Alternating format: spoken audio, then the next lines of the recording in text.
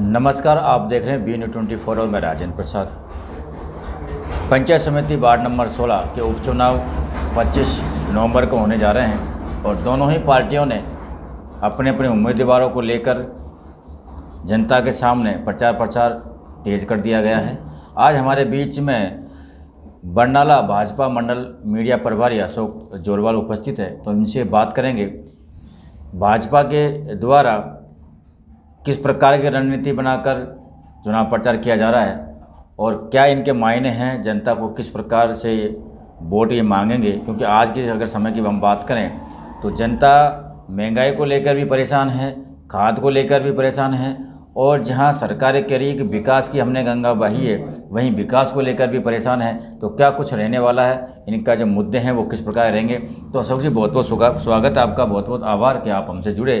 तो अशोक जी, ये बताइए कि वार्ड नंबर 16 पंचायत समिति का उपचुनाव होने हैं और 25 तारीख को ये चुनाव होना, तो आपकी क्या क्रिया, क्या प्रतिक्रिया रहेगी जनता के सामने? देखो, पहले ये वार्ड नंबर जो उपचुनाव हो रहे हैं 16 में, ये हमारी पहले सीट थी।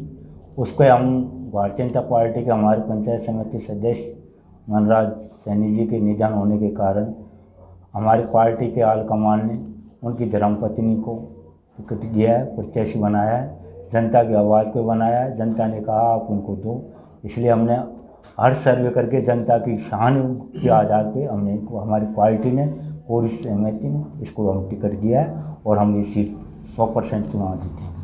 क्या आपको इस उपचुनाव में मनराज सैनी की जो मृत्यु हुई है, निधन हुआ, उसका फ़ायदा आपको मिलेगा?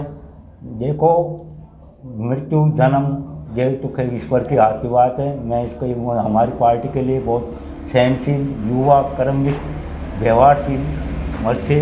उनकी सहानुभूति उनकी तो रहेगी, लेकिन जनता की जो आवाज़ थी, जनता की जो व्यवहार था उनका, वो मनराज का, वो आज हमको याद आ रहा है। वहाँ के गांव की जनता को याद आ रहा है, वहाँ के वार्ड क्षेत्र को याद आ रहा है। वो एक सहनशील स्वभाव था, इसलिए उनका आशीर्वाद तो मिलेगा ही मिलेगा, उनके व्यवहार का तो वोट मिलेंगे, इसलिए हमको उनको दिया है। माना यह भी जा रहा है कि दोनों ही जो पार्टी है, कांग्रेस और बीजेपी, उनकी जो नज़र हैं बड़े नेताओं की, ये 16 नंबर वार्ड पर उपचुनाव पर टिकी हुई है।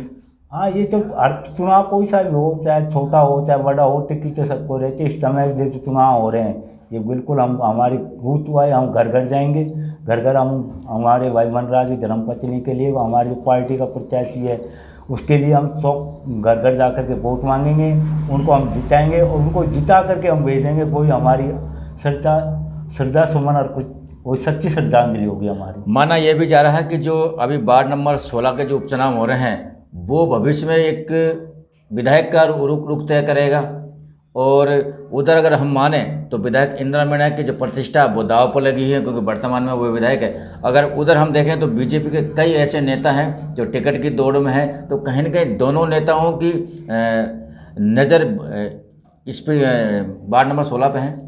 बिल्कुल, वो विपक्ष जो काम कर रहा है वो भी अपनी भूमिका हम निभा रहा है, उससे ज़्यादा हम निभा रहे हैं।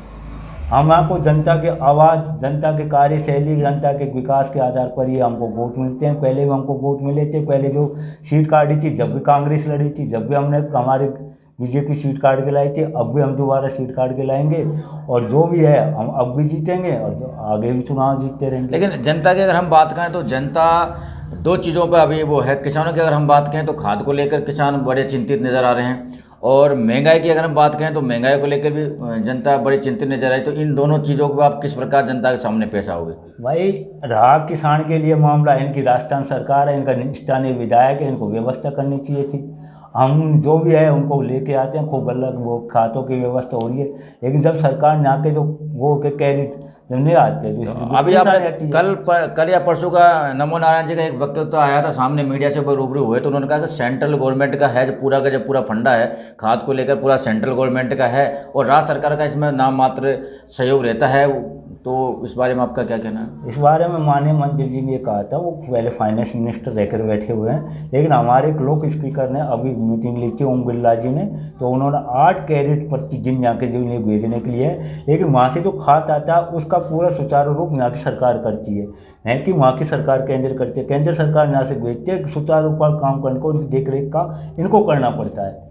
आप इसलिए यहाँ की जो सरकार है ये बिल्कुल विफल है। खाद बीज पर ले लो, भ्रष्टाचार पर ले लो, बिजली पर ले लो, कुछ या आरोप लगाने का काम करते हैं केंद्र सरकार को, पर नहीं की है। खाद वहाँ से आया तो इन्होंने भेजा नहीं, कितने खाद आया है, कहाँ गया वो खाद, आज वो यूनियन लैंड में लग रही है। तो यहाँ की जो इनकी व्यवस्था है राजस्थान सरकार की वो ढंग से नहीं हो आपका पाती। कहने का मतलब है राजस्थान सरकार की जो व्यवस्था है वो सही तरीके से नहीं वो है। बिल्कुल सही आप कहें सेंट्रल गवर्नमेंट से, केंद्र से तो वो खाद आता है, बिल्कुल पूरी बराबर आ योजना रहा है। आती है, और ये योजनाओं को लिए क्या है कि किसान को लिए गुमराह करने के लिए उनको ऐसा तो नहीं है कि अगर सेंट्रल गवर्नमेंट से स्कीमें आती है, योजनाएं आती है, तो आप लोग उन योजनाओं को जनता तक पहुंचाने का काम सही तरीके से नहीं कर पा रहे हो? हम तो खूब करते हैं, लेकिन यहाँ के जो सेंट्रल गवर्नमेंट रहती है, यहाँ की कांग्रेस की योजना आती है वो स्टेट लेवल के अंदर आती है, कि ढंग से नीचे में खूब खाद आया था। अभी आपने देखो कितना खाद बैठा है। बाढ़ का जो चुनाव होने वाला है 25 नवंबर को, अब आप किस प्रकार रणनीति को लेकर आप प्रचार प्रसार की पूरी तैयारी कर रहे हैं? हम बिल्कुल घर घर जाएंगे, हम झोली फैला करके हम वोट मांगेंगे, और हमारे जो भाई निधन हुआ है मनराज सैनी की, हम उनको जिता कर, हम जनता 16 वार्ड नंबर 16 के जिता करके उनको यही श्रद्धांजलि देगी, और जीत की ही श्रद्धांजलि उनको दे जाएगी। भारतीय जनता पार्टी के नाते आप मंडल मीडिया प्रभारी हो, तो क्या कहना चाहोगे जनता से? जनता से मैं हाथ जोड़ के ये अपील करना चाहता हूँ कि वो हमारे 25 तारीख के दिन बिल्कुल हमारे कमल के फूल पर निशाना पर भी बटन दबाए, और हमारे बनराज सैनी की धर्मपत्नी को अधिक से अधिक संख्या में वोट जिता करके भेजे। तो ये थे मीडिया प्रभारी भाजपा मंडल बरनाला अशोक जोरवाल, जिन्होंने बताया। देखने वाली बात है कि आने वाले समय में यानी कि 25 नवंबर तक के बाद में किसको मत और समर्थन देके जनता इस सीट में विजय बनाएगी। आप बने रहिए हमारे साथ, हम आपको दिखाते रहेंगे तमाम खबरें, तमाम अपडेट। तब तक के लिए नमस्कार, जय हिंद, जय भारत।